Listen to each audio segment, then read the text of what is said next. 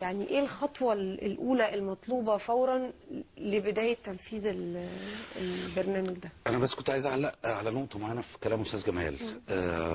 استخدام التكنولوجيا في عملية الانتخاب اللي هي ما يطلق عليه التصويت الإلكتروني سواء بأي آلية يضمن أن نزاهة الانتخابات مش في ذمة حد. يعني مش في ذمة لجنة الانتخابات، مش في ذمة لجنة الفرز، مش في ذمة وعد سياسي من مسؤول أو رئيس أو أي حد ان الانتخابات هتكون نزيهة. دي عملية علمية.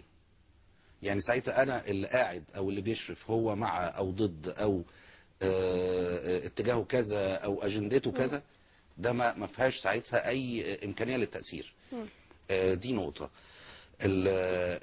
النقطة الثانية الكلام ده الشيء المؤكد ان مصر تمتلك من الامكانيات البشرية والجهات سواء جهات حكومية تبع الجهات في الدولة او امكانيات بشرية جوه مصر، شركات مصرية او مصريين في شركات عالمية في مراكز بره.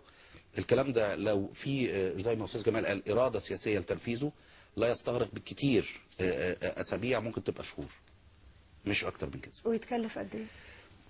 شيء يتم دراسته. يعني ما اقدرش اقول يتكلف قد ايه، بس بضع عشرات من الملايين. ده مقابل ان انت تمتلك نظام انتخابي يمكنك من اجراء اي انتخابات على مستوى مصر او اجزاء من مصر، محافظات او اقل منها، في اي وقت وبنتيجة مؤكدة وبمشاركة عادية. الفلوس اللي نهبها حبيبي العدل تغطي الليلة 10% بترجع. طيب بشكل عملي بحت استاذ جمال، معلش انا خلاص هخلص. بشكل عملي بحت، لو احنا يعني الانتخاب التصويت بالرقم القومي، احنا قدامنا بس لحد برضو 9 مارس علشان نقدر نبتدي يعني السجلات المدنية تبتدي تجهز كشوفاتها والمواطنين يبتدوا يستلموا الاستمارات اللي حضرتك بتقول عليها.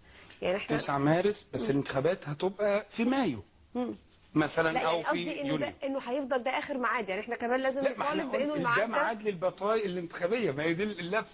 احنا قلنا رقم قومي مش هيبقى مرتبط بقى بالميعاد. احنا هنعرف ميعاد الانتخابات وناخد الفتره اللي الناس يروح يجيبوا ما يثبت الرقم القومي ده عشان بس يبقى قابلين للانتخاب، يبقى عشان اللي مسافر اللي متوفي اللي عليه جريمه.